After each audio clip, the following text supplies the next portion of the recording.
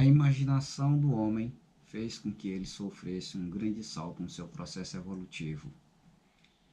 E através da imaginação, das primeiras imagens que ele começa a fitar nas cavernas de Altamira, na França, ele começa a perceber que grande parte da força que está ali no seu ambiente faz parte dele também. As pinturas nas cavernas foram o primeiro passo da imaginação humana que nos levou a um salto de gigantes, que nos levou até a conquista da Lua em 69, 20 de junho de 1969. Se o homem não tivesse a capacidade de expressar a arte, o desenho e a pintura, ele jamais teria chegado ao ponto de evolução onde nós chegamos. A própria Matrix, quando ela é introduzida ao mundo de Maia, o mundo das ilusões, porque nós primeiro imaginamos, nós sonhamos, nós criamos os sonhos. E depois de toda essa projeção, nós vamos trazendo a ela a vida prática. Então, a funcionalidade do ser dualista, ela entra em ação a partir deste momento, porque ele transforma sonhos em realidades. E essas realidades, elas se tornam sólidas a partir do momento em que nós desenvolvemos não só as indústrias, mas também todo um segmento de propaganda que vai gerar todo o desejo humano. Então, a humanidade funcional dualista, o ter para ser, começa a se manifestar em uma potencialidade tão grande que nós passamos a dar a razão à vida apenas pelo dinheiro, apenas pelas conquistas materiais que nós temos. As vitórias humanas, elas são direcionadas e posicionadas pelo que você tem e pelo que você é. E isso gera uma discordância muito grande, porque o ser e a criatura humana, ela é um ser pensante. E para alimentar o pensamento é necessário linhas de raciocínios que vêm seguindo a humanidade com as suas experiências e suas vivências no decorrer dos séculos e séculos. As próprias situações políticas e econômicas do mundo moderno, ela deriva de um processo que começou há mais de 5.000 anos atrás, onde se instituiu o primeiro grande império, Alexandre o Grande da Macedônia, onde ele institui as conquistas de territórios, e aí eles são denominados descendentes e expansão do Império, né? E através desse processo e dessa aceitação dessas conquistas, eles passam a absorver culturas e vice-versa. Há um intercâmbio de ideias e culturas entre essas duas nações, entre os gregos e as civilizações conquistadas. E Alexandre devolve o poder aos seus governantes. E aí, em troca de uma cidadania grega. E através desse processo, Alexandre, aos 25 anos de idade, ele consegue uma expansão territorial de 7 milhões de quilômetros quadrados, muito mais do que o Império Romano conquistou em 300 anos de império. Então, grande parte do que foi tentado por Alexandre é seguido pelos romanos. Essa ideologia de unificar o mundo em uma nação única, ela é muito antiga. Mas as grandes barreiras linguísticas e culturais nos distanciam dos outros. Essas questões culturais, elas foram feitas propositalmente justamente para que desenvolvesse divisões onde nós pudéssemos nos isolar em determinadas áreas e esses isolamentos levariam à geração de novas ideias, novos conceitos, de acordo com o experimento de cada nação, de cada grupo étnico que foi coabitado naquela região. Esse processo social fez com que desenvolvesse as nações. As nações é um conjunto de ideias e de concordâncias políticas e econômicas para a melhor manutenção de um social. E através desse processo, nós desenvolvemos várias matrices para manter esses grupos formados. As ideias, as suas crenças, as suas culturas, elas são fundamentais para que essas matrizes se mantenham em ordem.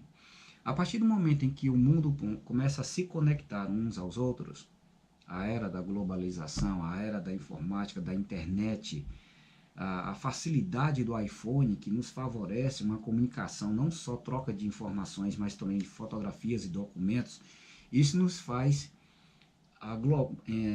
globalizar ideias e conceitos sociais que quebram barreiras e fronteiras que nós estipulamos entre essas nações. E através desse processo vamos dando o primeiro passo, o primeiro início para uma evolução coletiva.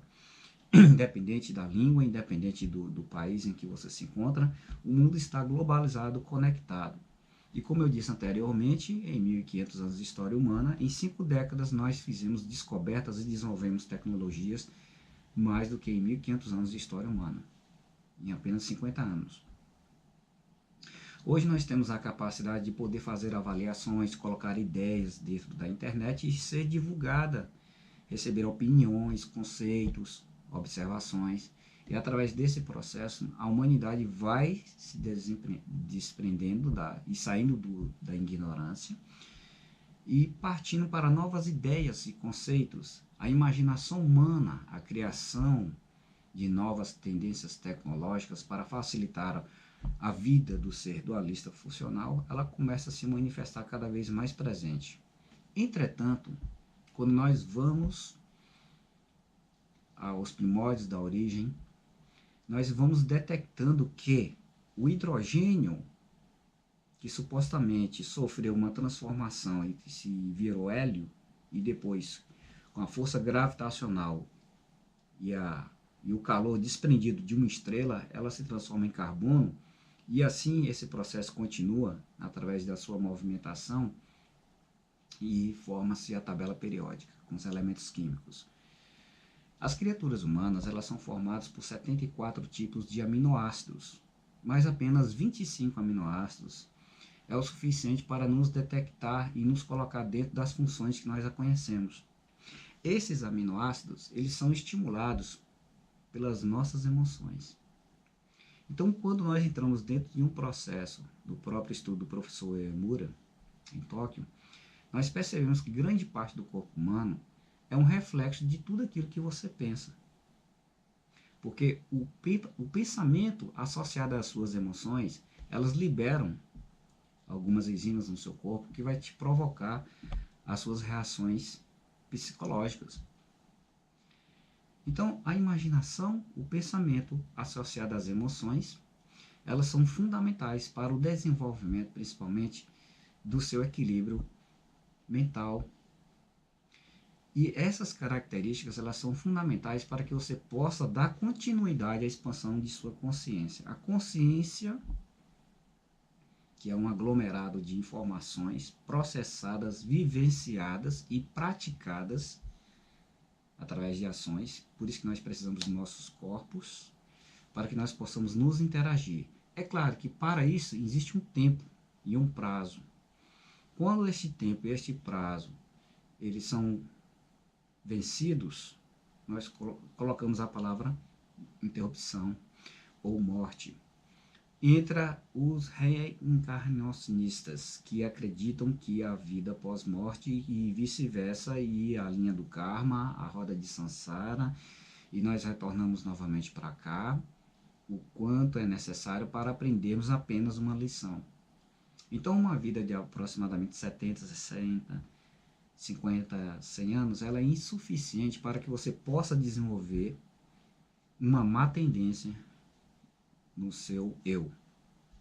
Então, quando no templo de Delfos nós olhávamos aquela frase, conheça-te a ti mesmo, ele tem fundamentos tão profundos, porque grande parte do que nos acontece é reflexo do nosso próprio comportamento perante a sociedade em volta de nós. As realidades, elas podem ser manipuladas, elas podem ser alteradas constantemente. Dentro da física quântica, acredita-se que grande parte da matéria é manipulável de acordo com a vibração do pensamento. Porque os elementos mais simples, os prótons, elétrons e nêutrons, que compõem toda a matéria no universo, eles passaram por experiências há cerca de 230 anos atrás em laboratórios. E aí, dependendo do observador, o elétron reage de uma forma.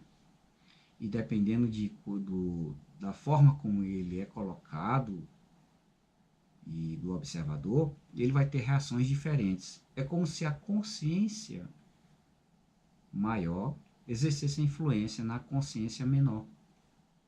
E através desse processo nós podemos transformar todas as nossas realidades de vida e alterar elas de acordo com o aumento de nossas consciências. A consciência, ela passa a ter um papel importante a partir do momento que ela compreende a funcionalidade da Matrix. A Matrix é um sistema necessário para o desenvolvimento, porque enquanto os animais não têm a intelectualidade e a capacidade de direcionar as suas vidas independente, elas obedecem a um padrão chamado instinto. O instinto vai ser responsável de ser o provedor e mantedor de proteção da vida daquela criatura. Então o instinto, ele entra em ação e substitui a consciência. A consciência em si, quando ela é desperta, ela a princípios começa a ser uma consciência funcional, onde vai manter a criatura